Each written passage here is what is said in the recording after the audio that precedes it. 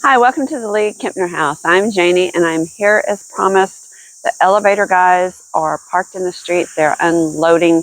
We're waiting on their bigger truck with some more equipment to pull in here. But I wanted to show you the most exciting news we had. I think it's bigger than the elevator, is that we got rain last night and I can see evidence of water. Look, here's the exciting proof. Water. And the ground is pretty wet still, and this rained in the evening yesterday. So this is after a good 30 hours or so and the ground's still wet. So that's a good sign that it rained pretty hard.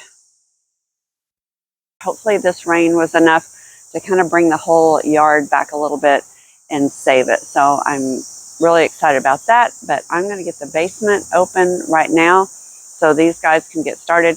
They wanted to start at 7 this morning because of the temperature here. And unfortunately, the rain, although it cooled things down a little bit yesterday, it's going to be extremely humid today, which just makes it all that much worse. So I want them to be able to work as quick as they can and as early as they can just for their comfort. So let me go get the basement open and let's get started. Jeremy rolled up right on time. I'm going to have to apologize for the sound quality of the video that we shoot outside. Our perennial cicadas are coming out right now, and you can hear the buzz in the background. Later in the day, they just get deafening and overpower everything. And hopefully they don't need a lot of that equipment. Remember, they're just going to put a couple of winches on and try to hand hoist this thing up. So I'm very curious to see how that goes. I didn't know you were going to be one of the guys. The guy. The guy. Good morning. Good morning. I'm excited. Yeah? Yeah. If we can get her out of the pit. So we just need to be up on top and in the basement, right? Yeah, I'm going to have to do it from the 3rd floor. 3rd floor, okay. But yeah, I'll have to do it from the 3rd floor. Okay. Yeah. Okay, I had 2 questions from viewers. One, why doesn't it have a hand crank? Is that just the way it was made? Because they said a lot of them had like a manual crank. Yeah, no, none of these would have anything like that. Is that a Some of the newer- residential elevators, the newer ones, have hand cranks, but not this one. Okay, and then the other question is, why do you put 2 on instead of just 1 in the center, like the cable pulls it up from the 'Cause center? we're- You said you're going to do 1 on We're either hoisting side. from the rails, and the rails are on the side. Pick Place to- from one side to the center, it would pull it to the side. Okay. The first step was to take the 2nd floor door off, and you have to do it by removing the hinges because in the upper right-hand corner is a safety lockout, and there's no way to activate that electronically because we don't have electricity. And unlike some elevators, there's no way to disengage it from the outside.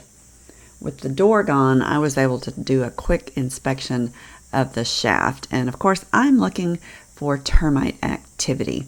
I want to make sure this thing is sound. I didn't think they had gotten up here from what I could see from the 1st floor, but I just wanted to get a closer look and check. You can see in the back that big column of black steel blocks are the counterweight for the car. This elevator has a massive amount of weight on it. Okay, the guys are up on the 3rd floor. I'm sorry, they're up on the 2nd floor working so that they can reach the top of the car with the straps. They just use these big straps and the upper rails of the car to hook the hoist on. And it's a little tight working conditions, and there's an open shaft that goes down a good 30, 35 feet. So it's a hazard condition. So the last thing I want to do is be in there with my camera trying to film these guys and impede their work or create a safety hazard. So I'm not going to show you them actually hooking up the hoist. Once they get that done, I'll take some pictures of it, and Jeremy's going to help me do a time lapse as they actually lift the car. But right now they're super hot. It is so humid down here. Again, I'm glad for the rain, but it's sweltering up there. And today there's 0 air movement, not a breeze at all. So I'm going to run this box fan up and set it up so at least they get a little bit of circulation where they're working. That's about the only thing I can do to help today, other than sit on the sidelines and be patient and wait for this to happen. I'm super excited about this. It'll be nice to get that little car up in the daylight too, to take a better look at it. So let me get this fan up there and see if I can't make them just a little bit more comfortable as they work. After I set up the box fan, I took a peek in the shaft to see what was going on, and I was a little bit surprised by what I saw. I don't speak elevator, so when Jeremy said they were going to hook up the hoist to the rails, in my mind I envisioned them reaching into the shaft from the second floor and hooking something on the big I-beams overhead that support the weight of that big motor on the third floor that works the elevator. Instead, there was a hoist on a hook like I envisioned, but it was actually attached to what I now know is the guide rail of the elevator system itself. These are the rails that run up and down from top to bottom on either side of the shaft and guide the car to provide stabilization within the shaft. The hoist was hooked onto a guide block that was secured to the rails by threaded bolts. The back of the block would look like this. The hoist is a very simple tool, but having these specialty blocks for proper attachment makes all the difference in getting this job done. As Jeremy said, they need to lift this car evenly on both sides to keep it from getting kind of a kilter and getting stuck in there. It needs to come up even. I just love learning new things. Okay, they've been working 10 minutes and he's already calling me to come time lapse. That let's see, so we've got just a chain.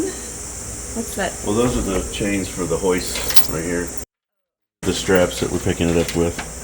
Oh, those, okay, so those Yes, are ma'am. like a pulley you're going to pull, Yes, ma'am. and the strap Continuous loop. picks it up. Okay, oh, I guess I can't fall in this hole. And they just go up. All right, this is very exciting. Okay, so are y'all going to, I guess you have to do it from We'll up hoist there. it from up there. Okay. But if you want to, just like time lapse would be better. 'Cause, Okay, You know, is it pretty slow? it's not very fast. Not very fast, okay. It's not very fast. All right, I'm going to do it on full speed for just a minute so you can see how slow it goes before I turn it on time lapse. So there's one on each side so they can hoist evenly. My fear is it's not going to move. So we'll see what happens.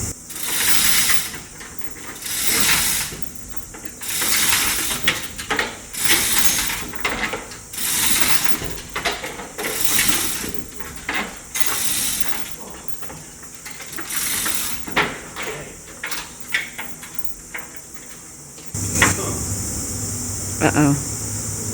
I just heard a from upstairs. Let's see. I heard him say take the pressure off. I'm going to back up a little bit. I don't need a chain popping. Well, I guess the hoist chains won't pop.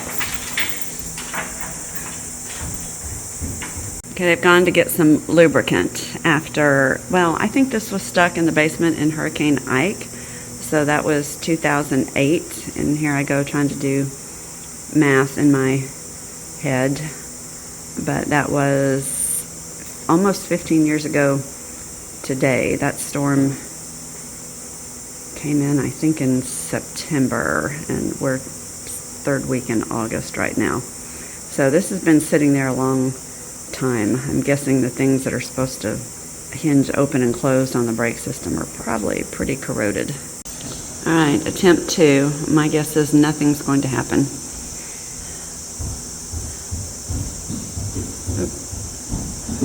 Maybe not attempt, they just put some tension on it. Attempt 2 also failed. This thing was not budging, so Jeremy and Nathan came down with a sledgehammer and started whacking on the side rails. As I said before, this is not a very high-tech operation. Okay, good news. They were whacking right here with a sledgehammer, and they had some tension on it, and when it broke free, the whole thing popped up about 2 inches. So it is loose. It's not kind of rust welded at the bottom. whatever happened, it broke free enough. So they're going to start hoisting. Here we go.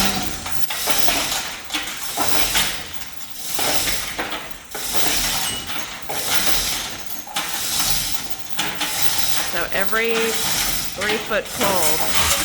Oh. My little hat popped open.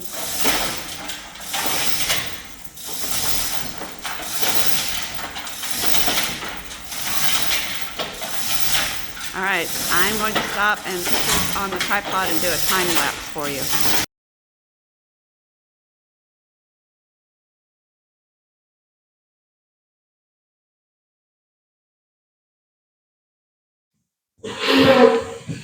All right, I love you.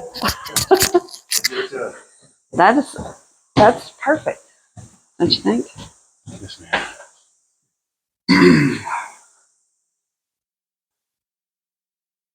Okay.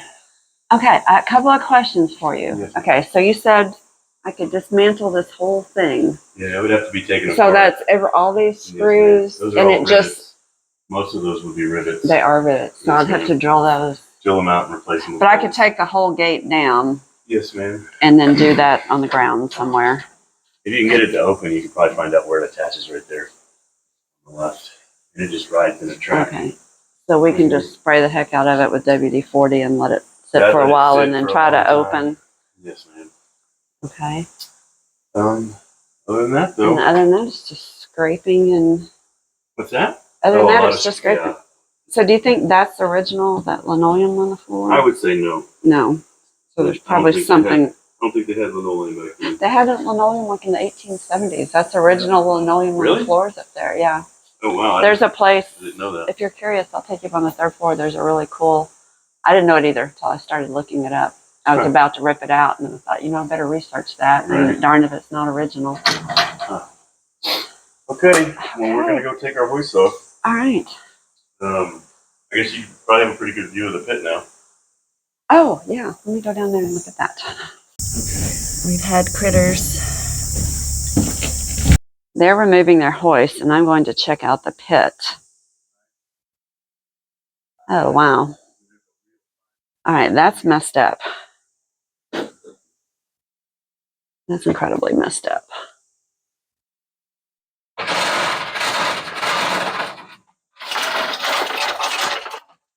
That's some kind of spring.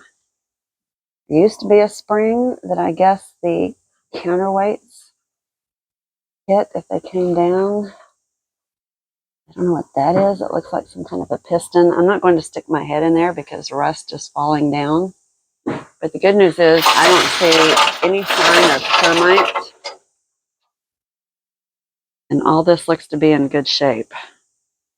So I'm thinking now what we do in the shop is, since the floor doesn't go under there, that we leave that steel in place, pour up to it and use it as a form. And then maybe glass this in so that people can look and see what was down here. We can always come back and pour concrete in the bottom later if we repair this thing. But I'll have to give that some more thought. And I'm going to get Jeremy down here in a second and ask him what some of these things are in here. These guys were packing up and the cicadas were so loud I couldn't really film, but I do want to highlight just one clip of something Jeremy said that made me cry, kind of like the structural engineer. You don't owe me anything. Just take the money and spend it on something here. It's fine. Jeremy and his wife own VTS Elevator, and his time is very valuable. He made a special trip down here to evaluate the elevator and see if it could be lifted, and instead of just sending 2 of his guys, he came back personally to do the job. I appreciated the fact that he quoted me a very reasonable price to begin with, and I was deeply touched that he donated his time and talent to this house. His generosity saved us at least $2,000. That's equivalent to 100 t-shirt sales or Joe and I giving tours for a month. That money will go a long way towards getting the rest of the basement floor done, which is key to moving forward with this restoration. VTS services commercial elevators throughout the Gulf Coast area. Their motto is big service from a small business. So if you're looking for an elevator company, I highly recommend that you give them a call. Yeah, so all that's pretty much toast. So is that a spring? That's, There? well, it's what's supposed that to be, it's a buffer, it's a hydraulic buffer, like a shock. There's a spring. It looked like a, yes. There's a spring back there. Spring. And is that for the counterweights? Yes, ma'am. Like a weight machine in the gym when they, It's so they don't come down and slam? Yes, ma'am. That's it. And then that's a, you said a hydraulic, like a piston. It's similar to a well, it's really shock. a shock absorber. Yes, ma'am. Is that an old spring laying there on the ground next to it? It's something. I'm not really sure what it Maybe is. it's set on top of the... That rail. Look. That's where it was welded. You see all that? That's where that guide. So that's where it started. That's where that guide was, because I was hitting on this side. And it popped. Yeah, it popped Look up. how that delaminates. We've done a lot of videos about rust. Oh, yeah. And I call it delamination. And that's exactly what it is. Expands. Yeah, that's exactly what it People is. think of steel is strong, but it... It's So actually what is that very porous. thing over there? It's a limit switch. So is that what senses the car and sends the signal up to stop on the... No, that actually stops it at the bottom. That's how it knows that it's gone far enough. Okay. Yes, ma'am. So if we did fix it, these rails are continuous? They are all the way up, but it's How do you get multiple them in there? pieces. You'd have to hoist the so car it's up it's and segments. remove a section at a time. Okay, so this segment would come out and get a new one. Yes, ma'am. And then what are all those? Those are traveling cables. That's how the car gets electricity to the buttons and. Oh, over to the... Mm-hmm. Yes, ma'am. That's the governor rope right there, and the governor tail shiv, and it looks pretty. So that's what you... Pretty toasty. Yes. Locked up in the third floor, so set that the governor. can't spin anymore. Correct. It'll spin just very little before it sets. So this car can't go anywhere, Theoretically. but I'm probably going to put some posts under it anyway. That wouldn't be a bad Just idea. because I'm not walking under there. Yeah, it wouldn't be a bad idea. But I'm excited there's no sign of termite. Yeah, I in don't the see any shaft, termites. Which they were, I don't know if you saw this over here, but Yeah. see, they were coming up the outside. Yes, ma'am. And they made it just about to that floor. And we had to rebuild. They ate this completely out. So at least it didn't mess the elevator. So we'll pour concrete then up to. We'll just leave this as the template. Or I guess we should make it a little wider because if we come back and want to make a concrete well, we'll need. Yeah, I mean. So we'll form out maybe 3 inches away from that. In all honesty, that really needs to be removed, and then a whole new pit poured, a whole new pit floor. I don't know what's down there, if it's concrete or what. Probably dirt. But that's supposedly steel. Sounds like cardboard.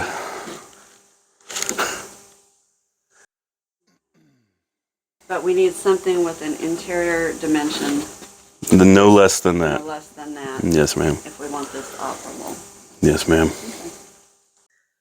Okay, I am going to go ahead and start working on this door. It needs to come down. It's frozen in place, but just like the car, I think it's rust welded, as they called it. So I've got a big can of WD-40. I'm going to spray the heck out of everything that I think may be stuck and let it sit for a long time and just keep doing that routinely and see if I can't get this to loosen up. And I'm sweating so bad you think I actually did some work, but I did not.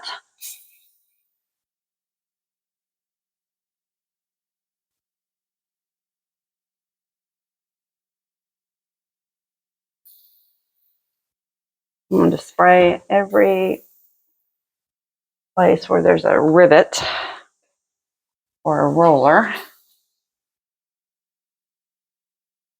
Anything that might be something that moves.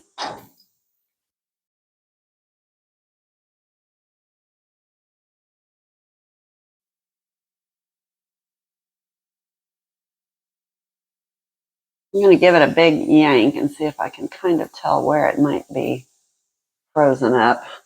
Well, it's probably everywhere. Oh, wait. It actually moved some. Okay, give me some more places to spray.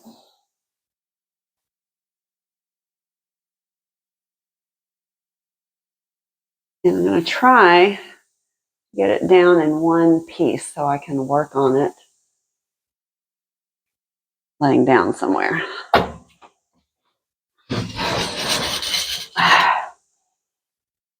Okay, it's actually in a track down here that is full of gunk. So let me show you that. See, the bottom of it rides in that track and it is full of dirt. So I'm going to go grab a wire brush and see if I can't clean that out. Actually, I can't stand it. I might grab some safety glasses and a scraper. Just scrape a little bit on that and see how that comes off. Can't find my wire brush.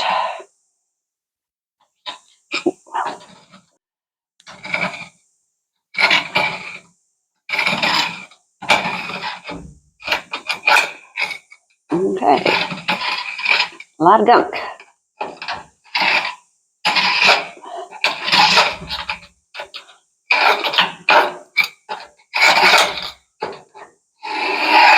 This may require the shop vac. It's going to be down in between all these guys too. And Jeremy didn't think that these were original. That were probably added later. I'm going to pull one up. Yeah, that's kind of nasty.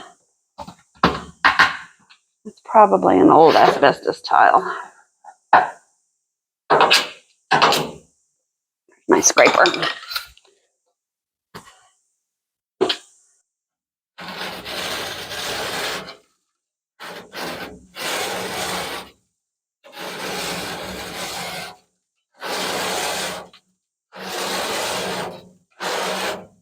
I don't think that's going to be very difficult.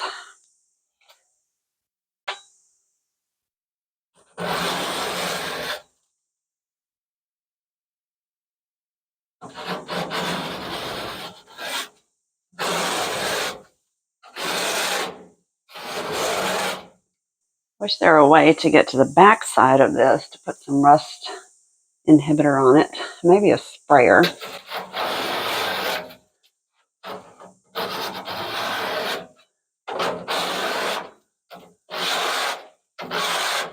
Yeah, I don't think this is going to take much to clean this up and repaint it because getting the paint off is usually the hardest part.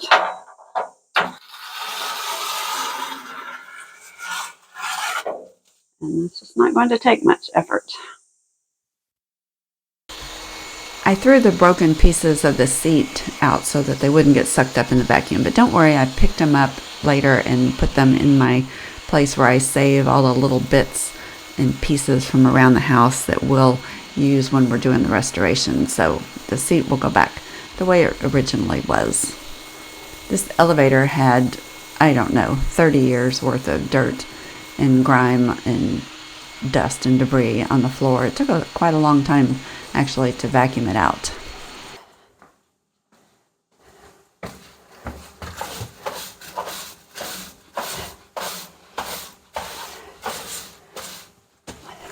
I really wanted to get that track very clean because I needed to know if the little door wouldn't open because it's frozen up, or is it just stuck in that track because of all the grime that's been hard packed in there over the years.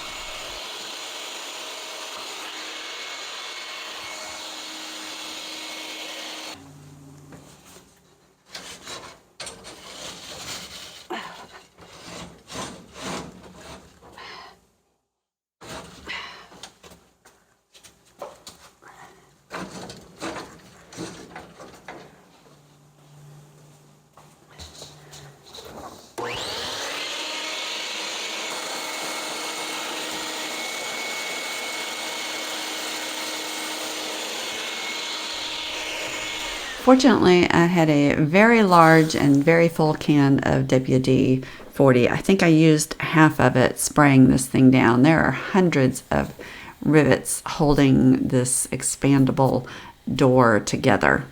I have to admit, I was getting a little bit fixated on getting this door open, even though in my mind I know that I should have just sprayed it with the WD-40, given it a wiggle or two, and left it alone and let the WD-40 have time to work. But you know what it's like. Once you get something in your mind, you just can't let it go. Or at least I can't.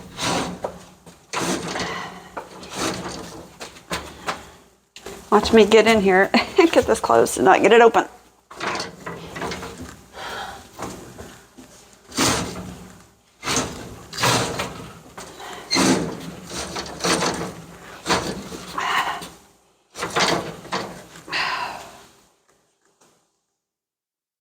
Pretty good. I'm going to spray it and let it sit.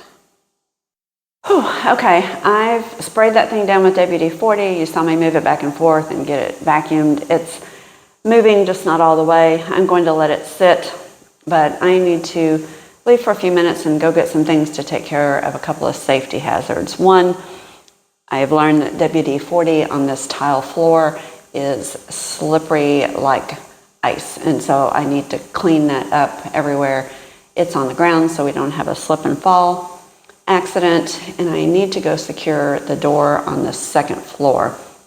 Jeremy took the lockout mechanism off so we can open and close that door until we get electricity, but it's still a pretty far distance down from that door to the top of this car. Remember, these are 15-foot ceilings with a couple of feet of floor joist and construction in between. So if the car is, let's say, 8 feet tall, there's still a 9-foot drop or more between where you open that door and look in that shaft, and that's a big safety hazard.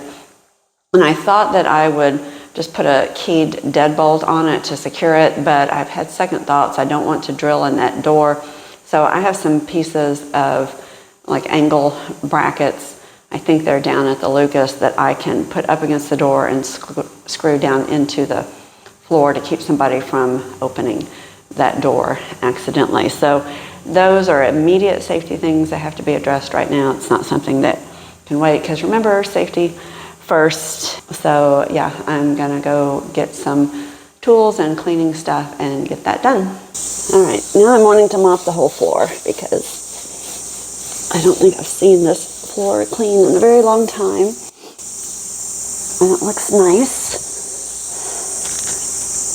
but it is a little dirty.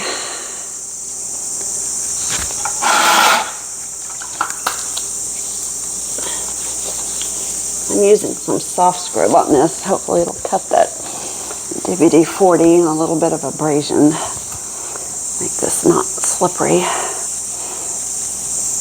Of course, I don't know how slippery the water is, so I need to be careful walking around. I'll get a little more back in there.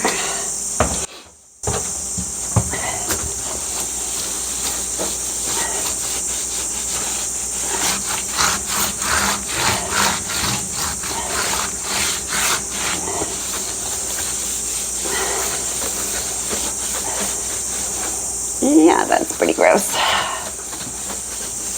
but hopefully not slippery. We'll let that dry, and then I'll hang on to something and walk on it and do a test. Okay, I'm back and the floor is dry.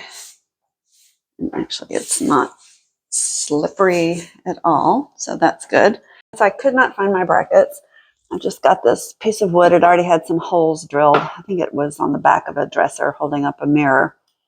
But I'm just going to screw it down into the threshold. I brought some longer screws than these to give it a little more bite. And hopefully that will keep anybody from opening this door and falling down the shaft.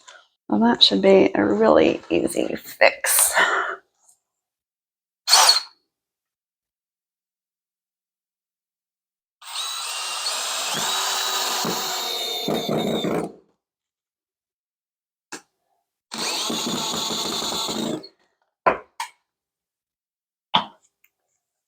Let me just leave those.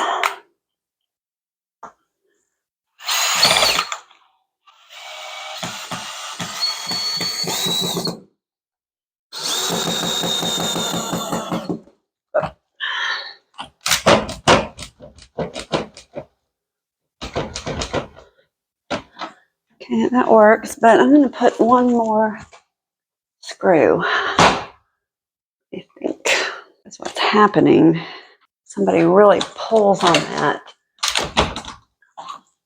to stress the hinges. So I'm just going to put a screw into the door frame. Oops. There we go.